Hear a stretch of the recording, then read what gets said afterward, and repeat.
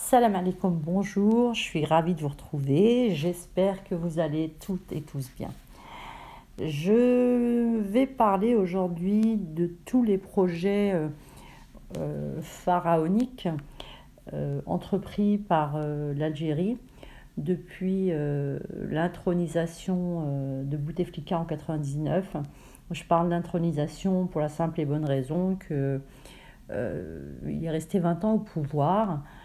Donc c'est plus une république mais une monarchie. Cette république démocratique populaire donc n'a rien d'une république, pour la simple et bonne raison que 20 ans au pouvoir en changeant plusieurs fois la constitution pardon, prouve que ce n'est pas une république. Démocratique, il suffit de regarder le bourrage d'urnes et la gestion de ce pays, la dictature en place. Et populaire, actuellement, ben, elle est tout sauf populaire. L'Algérie rêve d'avoir la plus grande mosquée d'Afrique, la plus grande autoroute d'Afrique, le plus grand aéroport d'Afrique, le plus grand port d'Afrique. Mais en réalité, est-ce que c'est vraiment l'Afrique qui l'intéresse? Non, l'Algérie, ou devrais-je dire Bouteflika sa clique, hein, les généraux, voulaient juste faire mieux que le Maroc. Donc ils se sont lancés dans des projets gigantesques, de belles promesses sur le papier. Qu'en est-il en réalité? Des chefs-d'œuvre architecturaux marocains, un gouffre financier pour nos voisins. Sur les bords de l'Atlantique, notre Atlantique, se dresse l'une des plus belles édifications religieuses, et ce à travers le monde. C'est la mosquée Hassan II. Elle porte le nom d'un illustre roi, feu Sa Majesté Hassan II, notre roi bien-aimé, Allah rahmo. Lors de sa prise de pouvoir, son intronisation à la mort de son père, feu Sa Majesté Mohammed V, Allah rahmo, il avait fait la promesse en fait d'y ériger une grande mosquée sur l'eau, en référence à un passage de notre Saint-Coran qui dit le trône de Dieu est sur l'eau. Alors cette mosquée, vous la connaissez tous. Ceux qui ne la connaissent pas, ben, je les invite à aller la visiter. Elle est juste merveilleuse, elle est féerique. Donc la mosquée Hassan II a un minaret qui culmine à 200 mètres. Avant la construction de la mosquée d'Alger, ou devrais-je dire la mosquée Bouteflika, elle avait le minaret le plus haut au monde. Une partie, donc, comme je viens de le dire, bâtie sur la mer. C'est une prouesse technologique. Elle a 9 hectares de site où peuvent venir prier 100 000 fidèles. Bien évidemment, comme toutes les grandes mosquées, elle a des espaces dédiés au culte et à la culture. Donc il y a des bibliothèques, des musées. Une grande salle de prière elle est impressionnante, hein, par sa taille, par les décorations, par toutes les finitions. L'ensemble de ce chef-d'œuvre a été... ils ont fait appel à plus de 3300 ma'alem marocains. Donc c'est des artisans de renommée nationale et internationale. Et ils ont surtout, et c'était une demande de feu Sa Majesté Hassan II, ils ont fait appel à des coopératives dans tout le Maroc pour faire travailler en fait tous les artisans du Maroc. Donc du sol au plafond, le décor, comme je vous disais, est majestueux, féerique. Il y a du marbre, il y a le sol est chauffant, du stuc ciselé à la main sur les murs. Il y a un grand plafond ouvrant en bois de cèdre sculpté. Donc il ne faut pas oublier que le toit il mesure plus de 1000 tonnes et il s'ouvre et se ferme automatiquement en très peu de temps. C'est assez surprenant. Alors la salle, comme je disais, donc la salle de prière, ça j'en ai parlé, elle est impressionnante. Il y a des salles d'ablution, il y a un hammam, voilà, vraiment une mosquée à couper le souffle, un véritable joyau. Euh, Pari réussi hein, par Feu Sa Majesté Hassan II, puis en face, alors, on fulmine. Et c'est décidé, ils vont construire la plus grande mosquée d'Afrique. Elle aura un minaret plus haut que la mosquée Hassan II. Ils auront leur mosquée Bouteflika. Bouteflika, cet unificateur. Bouteflika, ce moudjahid du peuple.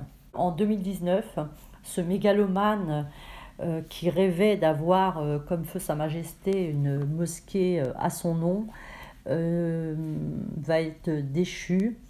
Ce, ce roi, ce roi n'est plus le moudjahid du peuple, mais Bouteflika le Marocain. Donc je doute fort que cette mosquée porte son nom.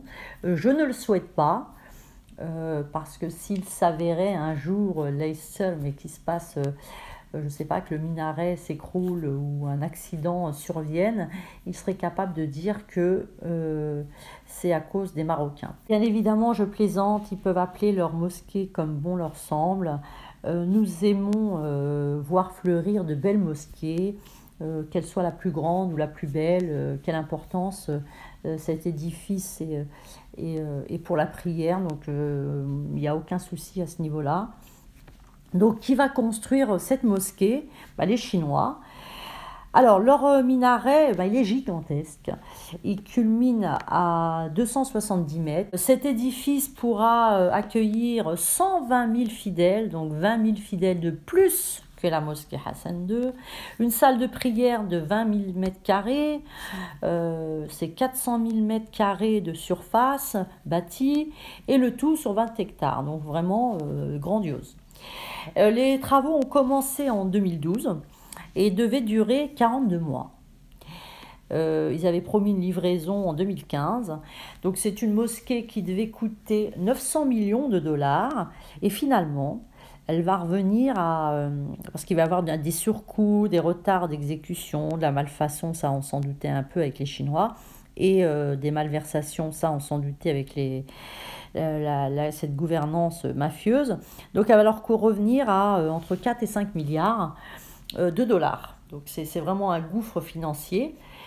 En 2015, la société allemande en charge du projet, celle qui devait certifier en fait les plans à plier bagages, elle était écœurée par l'incompétence des Chinois. Donc, et elle ne comprenait pas pourquoi ils avaient choisi cet emplacement, donc en bord de mer. Le terrain est complètement sablonneux.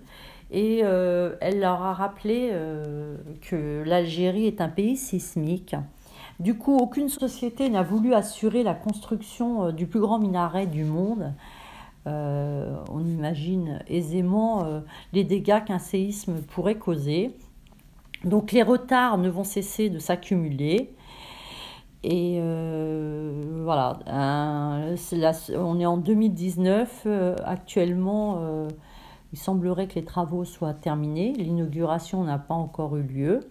Les surprises sont à prévoir. Alors, je vais parler aussi du tapis iranien dévoré par les rats. Donc, ils avaient, soi-disant, parce que moi, j'y crois pas trop. Après, chacun peut penser ce qu'il veut. Mais logiquement, hein, moi, je dis toujours rendons à César ce qui est à César.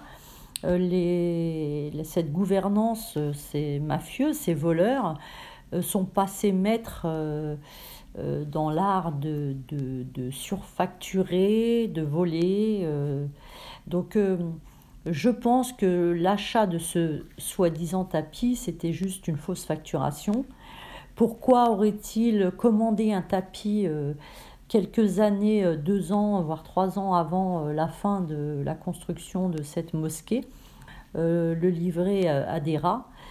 Je pense surtout qu'ils n'ont jamais commandé ce tapis, qu'ils ont établi une facture de plusieurs millions, sachant que les tapis iraniens coûtent extrêmement cher. Donc c'est une facture de quelques millions. Un petit tapis de 3 mètres sur 4 mètres peut coûter jusqu'à 62 000 euros. Alors imaginez un tapis dans une salle qui fait de plus de 20 000 mètres carrés. Donc je pense que c'est une surfacturation ou une facturation, une fausse facturation. Et il suffit je vous parlerai de l'aéroport d'Alger, vous comprendrez aisément que ils n'ont pas pu penser au tapis 3 ans avant, c'est quasiment impossible. Donc voilà, moi c'est ma théorie. Je vais vous parler maintenant de l'aéroport d'Alger. L'Algérie dispose, selon elle, de l'un des plus grands aéroports d'Afrique. Certains disent même le plus grand aéroport d'Afrique. Alors, grâce à son nouveau terminal qui a été inauguré récemment, l'aéroport international Houari Boumedienne ils espèrent accueillir désormais plus de 22 millions de passagers par an. C'est multiplié par 3 la capacité d'accueil des voyageurs, qui auparavant était de 6 à 7 millions. Alors, ils espèrent devenir le grand hub aérien en Afrique, dépassant ainsi Johannesburg, Le Caire et Casablanca. Qu'en est-il réellement ? Ce nouveau terminal, à peine livré, connaît déjà de gros déboires. Alors le premier en date, c'est suite aux intempéries qui ont secoué l'Algérie dernièrement. Le terminal a complètement été inondé, ce qui a fortement paralysé le trafic aérien. Un malheur en appelle un autre. Un grand incendie s'est déclenché dans la soirée du mardi 1er octobre. Ça s'est produit dans le compartiment de tri des bagages à l'aéroport Houari Boumedienne à Alger. C'est le centre qui abrite les bagages de l'aérogare qui est réservé aux lignes intérieures. Selon donc l'unité de protection civile de l'aéroport, le court-circuit serait à l'origine de l'incendie. Ils n'ont pas pu éteindre le feu, donc vous pouvez voir sur internet, il y a eu plusieurs vidéos relayées où on montre l'ampleur des flammes qui ont complètement ravagé le centre qui abrite les bagages de l'aérogare. Et voilà, donc vraiment pas de chance. Il faudrait revoir un peu au niveau de l'électricité, comment ça a été fait et s'il n'y a pas eu encore à ce niveau-là de la surfacturation et puis de mauvais matériaux utilisés. Il y a eu aussi l'autre scandale, le grand scandale de vol de matériel importé à l'aéroport d'Alger. Pareil, ce sont des employés de la compagnie aérienne Air Algérie et 2 douaniers qui utilisaient en fait de fausses déclarations pour faire sortir de la marchandise de l'aéroport.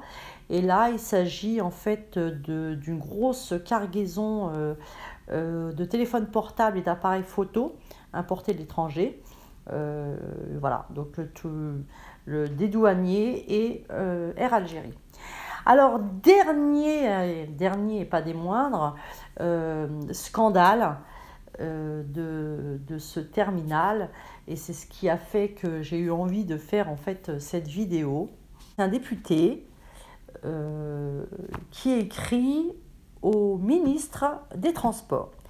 Alors, donc l'article en question dit que l'Algérie dispose d'un des plus grands aéroports d'Afrique. Alors, jusque-là, c'est très bien, parce que là, ils ne disent pas qu'ils ont le plus grand aéroport d'Afrique, mais l'un des plus grands aéroports d'Afrique, mais aussi le plus étrange au monde. Alors, pourquoi étrange ?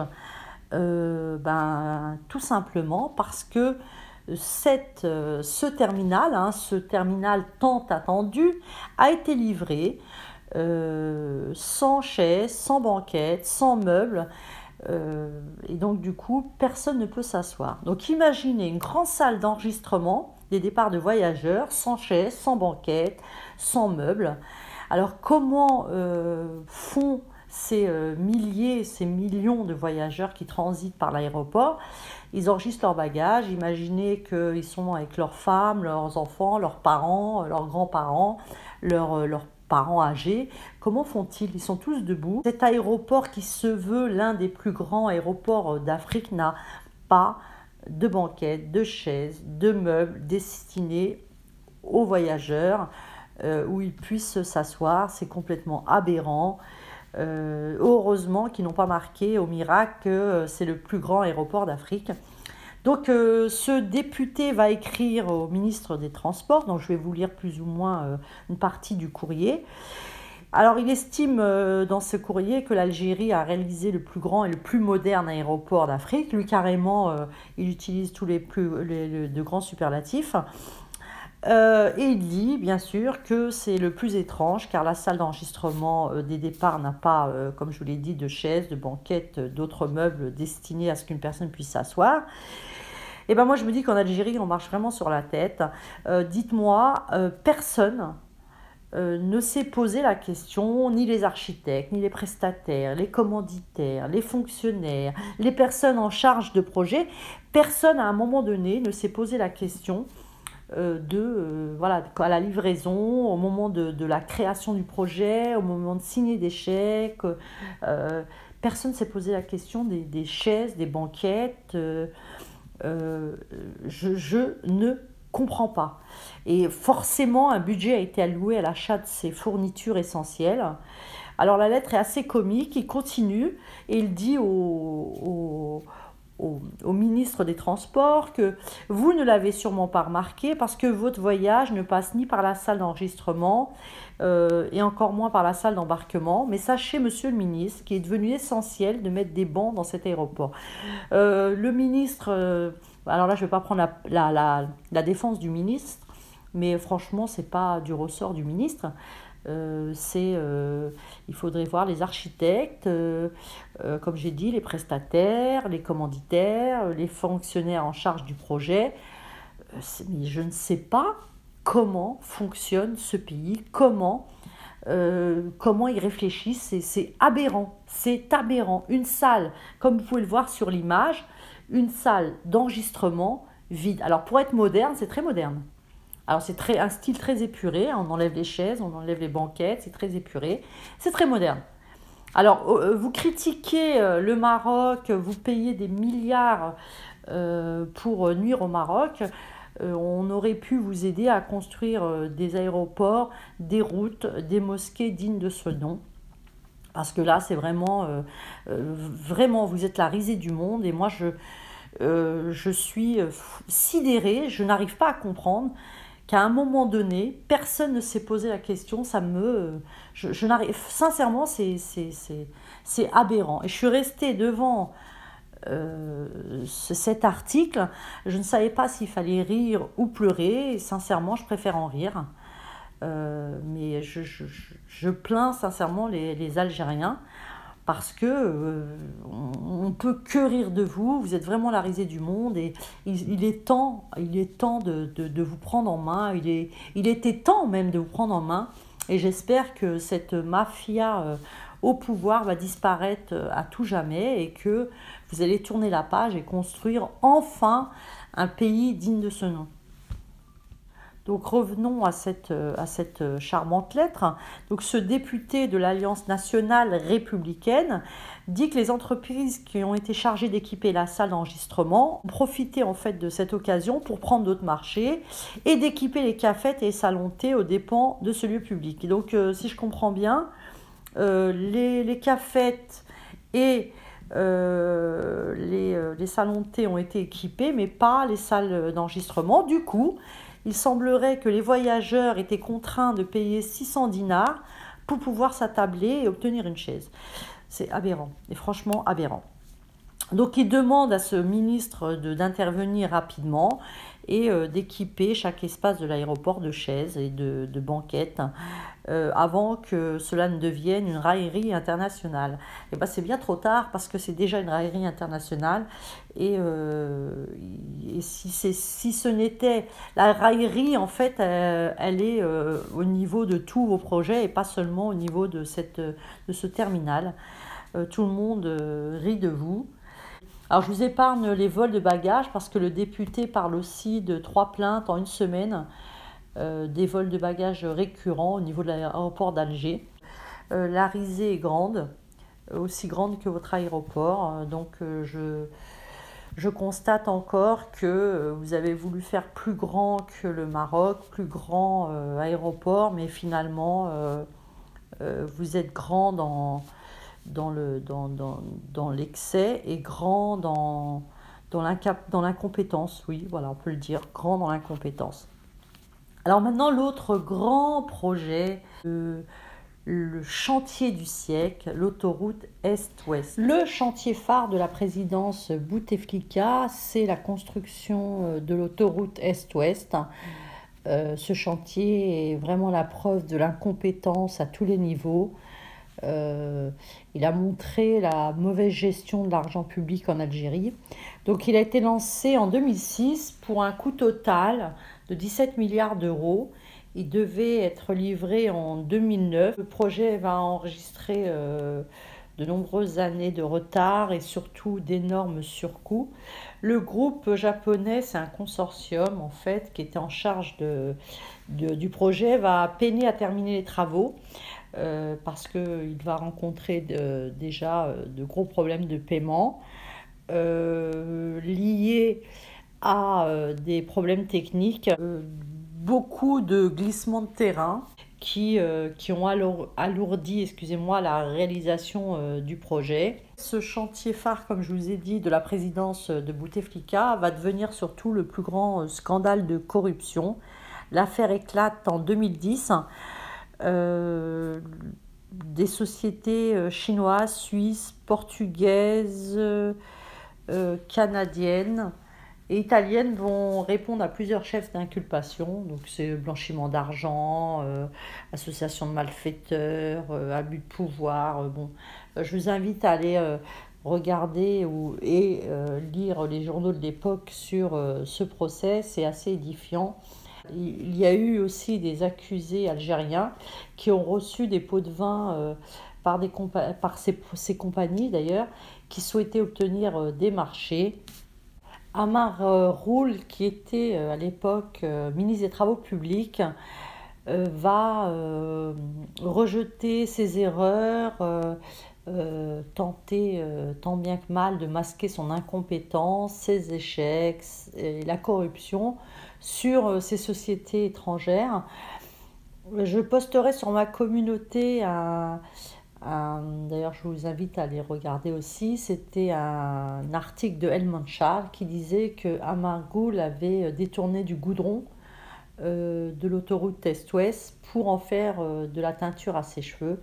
Donc l'article est très très amusant. Donc à ce scandale s'ajoutent les travaux d'une qualité médiocre. Cette autoroute est complètement gondolée. Il y a beaucoup de nids de poules, elle est crevassée. Il y a eu beaucoup de fissures. N'oublions pas le poteau au milieu de l'autoroute. Comble de la bêtise et de l'incompétence, ils ont livré des autoroutes sans aire de repos, sans station-service et sans péage. Alors, que voulez-vous dire à tant d'absurdité. D'ailleurs, j'ai beaucoup employé ce mot inventé par un écrivain qui avait dit que l'Algérie, c'était l'Absurdistan, le pays de l'absurde, et c'est au vu de ces incohérences, ces incompétences, on se demande si effectivement on ne devrait pas renommer ce pays ainsi. Ce chantier phare qui devait durer que 4 ans s'est éternisé. Il a coûté plus de 17 milliards de dollars et on évalue à 5 milliards de dollars les montants de pots de vin versés.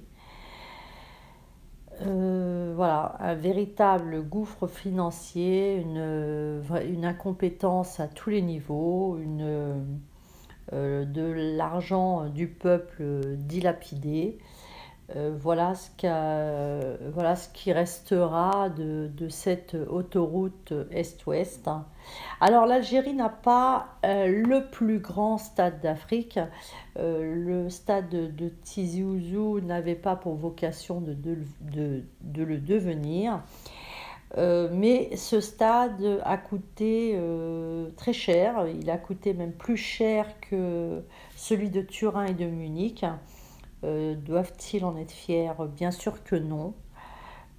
C'est un stade de 50 000 places.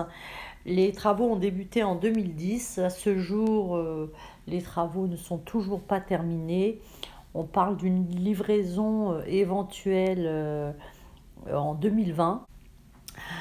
Alors pour résumer un peu ma vidéo, je dirais que ces projets sont pharaoniques, ils traînent en longueur, l'incompétence est à tous les niveaux, elle brille même de mille feux.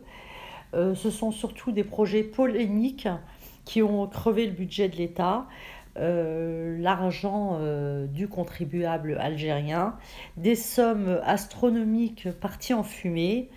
Je terminerai par cette phrase: la folie des grandeurs entre les mains d'un nain. J'espère que ma vidéo vous aura plu. Je vous souhaite une agréable journée. Je vous dis à très très bientôt, Inch'Allah. Portez-vous bien. Salam alaikum. Au revoir.